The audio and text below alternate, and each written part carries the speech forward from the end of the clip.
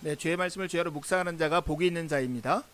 오늘은 책별로 성경 어떻게 읽을 것인가 로마서 2부를 함께 나누겠습니다. 우리가 로마서의 구조를 이렇게 살펴봤죠. 4개의 논증, 특별히 4개의 문제를 다루는 4가지 논증이라고 했습니다. 이것은 유대인 그리스도인과 이방인 그리스도인의 하나됨을 목적으로 하고 있었습니다. 어떻게 하면 하나 될까요? 그들이 하나님의 의에 집중할 때 하나 될 수 있다고 했습니다.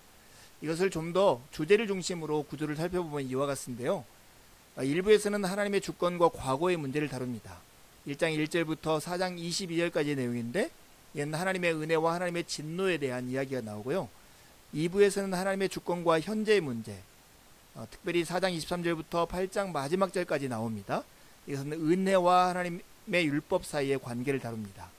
3부에서는 하나님의 주권과 미래의 문제를 다루는데 9장에서 11장의 내용이 그렇고요. 이스라엘과 하나님의 은혜로운 계획을 다루고 있습니다. 4부는 하나님의 주권과 일상생활의 문제인데 은혜와 삶의 구조에 관해서 12장부터 마지막 16장까지 다루고 있습니다. 이제 성경을 보고 말씀을 읽으면서 함께 로마서를 산책해 봅시다. 먼저 1부 첫 번째 단락은 1장 1절에 17절인데 인사말과 감사의 기도, 논제 진술이 여기에 담겨져 있습니다.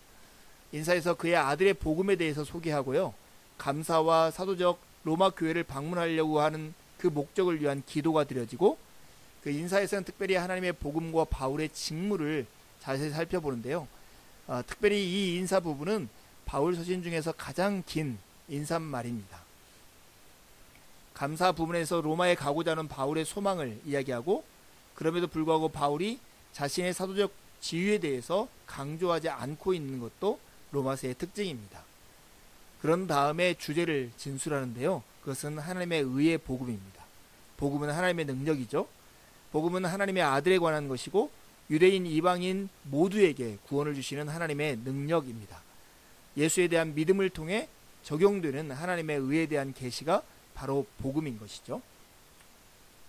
1부의 두 번째 단락은 1장 14절에서 3장 20절로 복음과 하나님의 진노를 다루고 있습니다.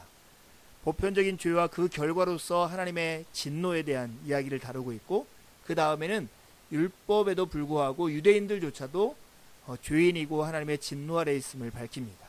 결론적으로 모든 사람이 불의하다는 것을 밝히고 있는 내용으로 계속 전개되죠.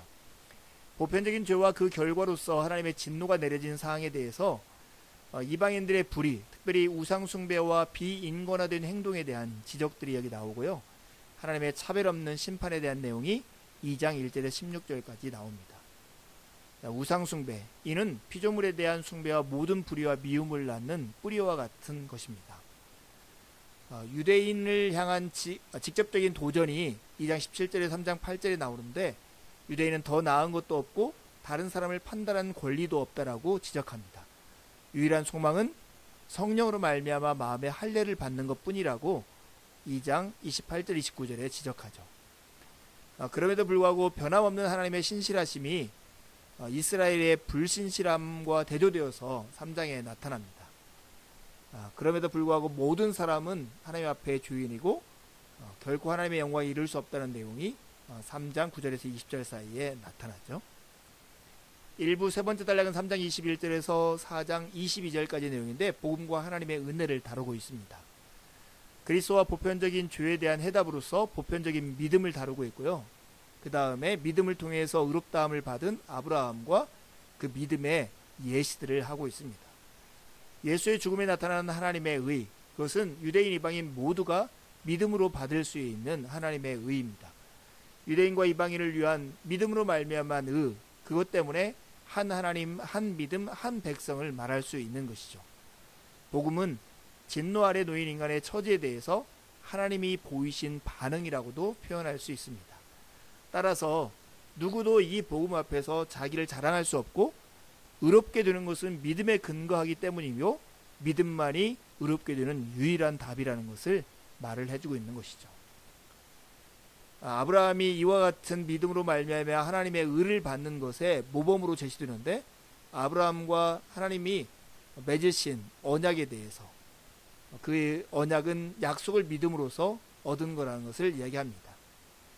아브라함이 무할례자와 할례자 모두의 조상으로 소개되는데요. 왜냐하면 아브라함은 할례를 받기 전에 하나님과 언약을 맺었고 이방인일 때 부르심을 받았기 때문입니다. 따라서 모든 신자들의 조상이 아브라함이라고 말할 수 있는 것입니다. 아브라함은 바울이 이 모든 것을 입증하려고 제시한 첫 번째 증거인 것이죠. 아브라함은 믿음으로 의롭다 하심을 얻은 사람입니다. 이부는 하나님의 주권과 현재의 문제를 다루고 있는데요. 4장 23절에서 5장 21절은 2부의 첫 번째 단락으로 죄와 은혜, 아담과 그리스도를 대비시키는 내용이 나옵니다. 현재의 은혜와 화해, 아담과 그리스도, 불순종과 순종을 이렇게 대비하고 있죠. 그리스도인의 믿음의 의미, 유대인, 이방인 모두가 믿음으로 받은 그 사실에 대해서 이야기하고 믿음에서 소망으로 이야기를 진척시키면서 평화와 인내와 소망에 대해서 얘기하죠. 그리스도의 죽음을 통해 드러난 하나님의 사랑을 나타내는데 최종 구원의 보장 근거가 바로 이 하나님의 사랑이라고 이야기를 합니다. 복음에 반응하여 바울은 열정적인 어조로 하나님과 평화를 누리고 소망 중에도 즐거워하며 환난 중에도 기뻐하라고 권면합니다. 왜냐하면 우리가 그리스도 안에 사랑을 경험했기 때문이라고 말을 합니다. 아담의 죄에 대한 그리스도 안의 소망이 무엇일까요? 아담까지 올라가는 이유는 그리스도 안에서 우리에게 주어진 의의 보편성을 말하려고 하는 것이죠. 우리가 아담의 죄 때문에 모두가 죽었다면 그리스도 때문에 모두가 살 그 길, 그 복된 소식이 우리에게 나타났다는 것입니다. 하나님의 주권과 현재의 문제를 다루는 2부의 두 번째는 6장 1절에서 7장 25절로 죄의 은혜 그리고 율법을 다룹니다.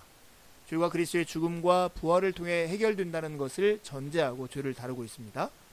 죄와 은혜, 율법과 은혜, 율법과 죄의 문제를 이렇게 세 단락으로 나누고 있습니다.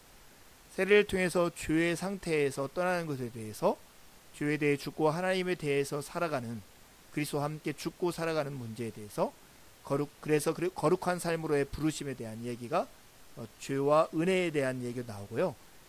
은혜와 율법에 관한 이야기 속에서는 두 가지 유형의 종살이를 이야기하는데 하나님의 종로로 타는 것과 죄의 종로로 타는 것에 대한 얘기가 나옵니다. 우리는 율법에 대해서 죽었고 율법 아래서 빠져나온 얘기가 이 결혼의 비유를 통해서 나타나고 있죠.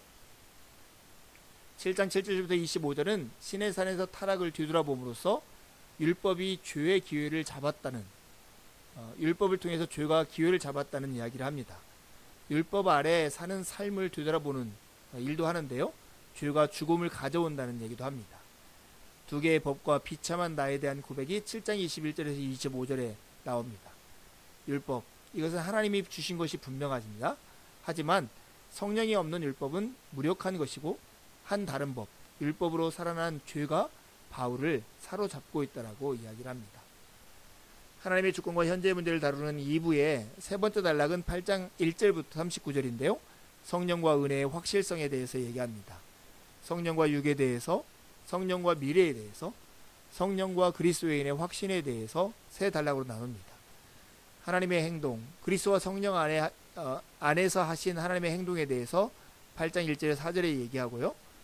성령의 일은 율법의 요구를 이룬다는 이야기를 고백합니다. 성령의 인도를 받는 하나님의 자녀에 대한 이야기를 하는데요. 생명의 성령의 법이 우리를 죄와 사망의 법으로부터 해방되었다는 얘기를 하는 것입니다. 성령과 미래, 특별히 만물의 갱신에 대해서 얘기하는데 새로워진 창조와 인내하는 소망에 대해서 얘기하고요. 기도와 자녀의 신분, 하나님의 주권 이야기를 합니다. 그 끝에 8장 31절 39절은 그 유명한 환희의 찬양이 이어지는데요. 이제 하나님이 우리를 대적하지 않으시고 유하신다는 고백이죠. 우리는 그의 사랑에서 결코 분리될 수 없고 그 안에서는 어떤 상황에서도 시험을 넉넉히 이긴다라고 고백합니다. 3부는 하나님의 주권과 미래의 문제를 다루는데 9장 1절에서 29절은 하나님의 은혜와 이스라엘의 거부를 다루고 있습니다. 특별히 이 3부는 9장 1절에서 6절과 11장 33절에서 36절에 그 안에 세 가지 논증을 다루고 있는데 오늘 이 이 3부의 첫 번째 단락이 첫 번째 논증이죠. 바울은 이제 하나님의 신실하심과 유대인의 불성실함 사이의 긴장에 대해서 말을 하고요.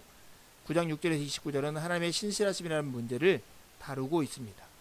하나님의 말씀과 하나님의 백성 사이의 관계, 하나님의 은혜와 하나님의 백성 사이의 관계를 두 단락으로 얘기하죠. 이스라엘의 특권과 비극은 약속을 받았으나 믿음에 이르지 못했다는 거예요. 하나님의 신실하심, 유대인과 이방인 모두 백성으로 삼으신 것에서 나타나는데 유대인은 대다수가 그리스도 안에 있는 복음을 응하지 않음으로써 신실하지 못하게 반응한 것입니다. 그럼에도 불구하고 하나님의 뜻과 정의가 나타나고 남은 자를 부르시는 하나님의 어떠하심을 그리고 있습니다. 여기에서 남은 자, 특별히 선택이라고 하는 개념은 남은 자들의 새로운 계보와 이방인들에 대한 하나님의 자비하심과 함께 이해되어야 합니다. 3부의 두 번째 단락은 9장 30절에서 10장 21절인데 은혜, 믿음 그리고 율법의 목적에 대한 이야기입니다. 그리스도를 거부한 이스라엘에 대한 바울의 탄식과 하나님의 경이로운 주권 앞에서 바울의 찬양 사이에 있는 세 가지 논증 중에 두 번째 논증이죠. 바울은 여전히 하나님의 신실하심을 다루기는 하지만 현재 하나님께서 하시는 일을 깨닫지 못하는 이스라엘의 책임을 여기서 거론합니다. 율법과 믿음의 관계, 선포와 믿음의 관계를 다루고 있는데요. 이스라엘과 민족들과 그리스도에 대한 이야기, 그리고 언약의 성취에 대한 이야기, 세상을 향한 부르심과 이스라엘의 실패에 관한 이야기를 이야기하고 있습니다. 이방인들은 이제 그리스도 안에 있고 이스라엘의 많은 이들이 그리스도 밖에 있는 것이 아이러니처럼 나타나고 있는 것이죠. 하나님의 주권과 미래의 문제를 다루는 3부의 세 번째 단락은 11장 1절에서 36절까지인데요. 이스라엘과 하나님과의 미래를 다루고 있습니다. 하나님께서 이스라엘을 완전히 버리셨는지의 여부에 관한 문제를 다루는데요. 하나님의 깨뜨릴 수 없는 약속들의 성취로서 온 이스라엘의 구원이 이루어질 것이라고 이야기를 합니다. 이스라엘과 하나님의 미래, 감람나무 은혜의 역사에 관해서 하나님의 계획과 모든 이에게 베풀어지는 은혜를 다루고 있는데요. 은혜로 남은 자들, 목적이 있는 이스라엘의 실패, 외적인 상황에도 불구하고 하나님께서는 자신의 옛 백성을 버리지 않으셨고 그들은 타락한 것이 아니라 걸려 넘어진 것뿐이라고 이야기하고 있습니다. 모든 사람에 대한 긍휼과 지혜가 충만하신 하나님에 대한 찬양으로 이 3부를 마치고 있습니다. 4부는 하나님의 주권과 일상생활의 문제를 다루고 있는데요. 첫 번째 단락은 12장 1절에서 13장 14절이고요. 은혜의 공동체, 은혜와 정권, 은혜와 이웃 이야기를 다루고 있습니다. 몸과 마음의 예배를 드려야 할 것, 산제물로 우리의 몸을 그리스도께 바쳐야 할 것을 이야기하면서 은혜와 공동체, 은혜와 정권, 은혜와 이웃 얘기를 합니다. 하나님의 자비는 이제는 하나님에 대한 헌신으로 이어져야 한다는 것이죠. 이는 새로워진 마음으로 하나님을 기쁘시게 하는 것이 무엇인지 분별할 때 가능한 것입니다. 그리스도 안에서 더불어 살아가는, 공동체 안에서 더불어 살아가는 삶에 대해서, 그리고 세상 속에서 대인관계 차원에서 더불어 살아가는 삶에 대해서 이야기하고요. 은혜와 정권에서는 세상 속에 더불어 살아가는 삶 중에 사회 구조 차원에서 이야기를 합니다. 특별히 권세자들, 그들은 다스리는 권세에 대한 하나님의 뜻을 받드는 자들이지만 그들에게는 한정된 역할이 부여되어 있다는 것도 우리가 알아야 하는 것이죠. 그 다음에 은혜와 이웃과의 문제를 다루고 있는데 율법을 성취하는 사랑의 문제를 이야기하고 사랑과 율법 그리고 다가올 날에 대한 관계를 이야기합니다. 바울은 율법의 종말이 의의 종말이 아니라는 것을 이방인 그리스도인들에게 말을 합니다. 4부 하나님의 주권과 일상생활의 문제의 두 번째 단락은 14장 1절에서 15장 13절입니다. 은혜와 믿음 안에서의 일치, 약한 자와 강한 자의 문제를 다루는데요. 바울은 유대인 신자들과 이방인 신자들에게 음식과 날들에 대한 태도를 서로 존중하라고 촉구합니다. 일치와 독선의 문제, 일치와 권리를 우선하는 책임, 일치와 그리스도의 섬김의 도에 대해서 얘기합니다. 양심과 하나님의 나라, 메시아의 사역의 근거에 서로를 환대하라고 가르치고 있는 것이죠. 특별히 15장 5절 8절에 보면 기도와 서로 받으라는 권면으로 이 권면을 마치고 있는 것을 주목해야 합니다. 그리고 13절에서는 1장 16절부터 시작한 논증이 비로소 여기에서 끝을 맺는 것이죠. 4부 하나님의 주권과 일상생활의 문제, 세 번째 단락은 15장 14절부터 마지막 16장 27절까지인데요. 바울과 이방인 선교, 로마, 그리고 결론 부분입니다. 바울과 이방인 선교 로마 단락에서 마침내 로마를 향해서 복음을 전하는 바울의 역할에 대해서 소개를 합니다. 로마를 가려고 하는 바울의 계획을 소개하면서 예루살렘을 거쳐서 이방 선교를 위해서 그곳에 가겠다라고 얘기하는 것입니다. 바울은 복음을 전하는 자신의 역할에 대해서 말을 하죠. 결론 부분에 가면 교회를 로마 교회에 천거하는 문제, 로마에 있는 친구들에게 문안하는데 여기에 26명의 바울의 친구들이 소개되고 있습니다. 마지막 권면으로 분열을 조심하라고 얘기하고요. 마지막 인사를 한 다음에 송영으로 로마서를 마치고 있습니다. 성경 전체 이야기 속에서의 로마서의 위치는 무엇일까요? 로마서에서 하나님의 이야기는 주로 신학적인 언어로 진술되는데요. 유대인과 이방인 모두를 위한 하나님의 사랑은 그리스도의 죽음과 부활에서 나타납니다. 그리고 하나님의 사랑은 성령의 은사를 통해서 신자의 일상생활에서 효력을 나타냅니다. 이제 할 수 있는 대로 반복해서 로마서를 읽어보시고요. 읽으면서 배우거나 묵상한 것을 기록하시고요. 가까운 누군가와 기록한 것을 서로 나누어 보시고 다시 한번 강의를 들으면서 더 깊이 이해해 보십시오. 읽고 묵상한 내용을 가지고 하나님께 기도를 드리시죠. 하나님의 은혜가 아침 햇살처럼 여러분의 영혼 안으로 들어올 것입니다. 감사합니다.